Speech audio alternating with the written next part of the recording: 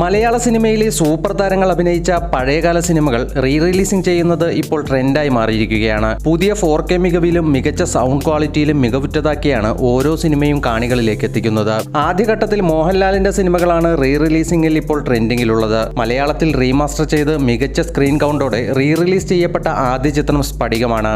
രണ്ടാമതായി എത്തിയ ദേവദൂതൻ തിയേറ്ററുകളിൽ വൻ വിജയത്തോടെ തന്നെ പ്രദർശനം തുടരുകയാണ്. 2000-ൽ റിലീസ് ചെയ്ത ചിത്രം അന്ന് പരാജയപ്പെട്ടെങ്കിലും 2024-ലെ റിലീസിംഗിൽ വൻ സ്വീകാര്യതയാണ് സിനിമയ്ക്ക് ലഭിച്ചുകൊണ്ടിരിക്കുന്നത്. മൂന്നാമത്തെ ചിത്രമായ മോഹൻലാലിന്റെ തന്നെ മണിച്ചിത്രത്താഴ് ഓഗസ്റ്റ് 17-ന് തിയേറ്ററുകളിലെത്തും. അതേസമയം ഈ സിനിമകളുടെയൊക്കെ റിലീസിംഗിന് ശേഷം മെഗാസ്റ്റാർ മമ്മൂട്ടിയുടെ സിനിമ എപ്പോൾ വരുമെന്ന ചോദ്യം സോഷ്യൽ മീഡിയകളിലൂടെ ആരാധകർ ചോദിക്കുന്നുണ്ട്. ഇപ്പോൾ ആ ചോദ്യത്തിന് ഉത്തരവുമായി വന്നിരിക്കുകയാണ് മണിച്ചിത്രത്താഴ് റിലീസിംഗിന് നേതൃത്വം നൽകിയ മാറ്റിനി നൗവിന്റെ പ്രവർത്തകർ. MT വാസുദേവൻ നായരുടെ തിരക്കഥയിൽ ഹരിഹരൻ സംവിധാനം ചെയ്ത് 1989-ൽ പുറത്തിറങ്ങി മമ്മൂട്ടി നായകനായ മലയാളത്തിലെ ക്ലാസിക്കുകളിൽ ഒന്നായി മാറിയ ഒരു വടക്കൻ വീരകഥ എന്ന സിനിമയാണ് വീണ്ടും റിലീസിംഗിന് ഒരുങ്ങുന്നത്.